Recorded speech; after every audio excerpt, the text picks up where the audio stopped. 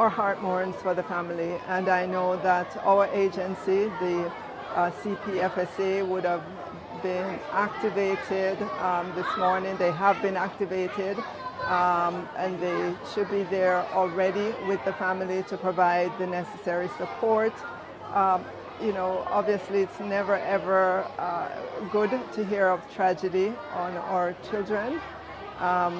It's a sad morning to wake up to that news when all of us should be excited to be going back to school. We have to face that news this morning of the three children who died in the fire, and their sister, I believe, who is in a hospital.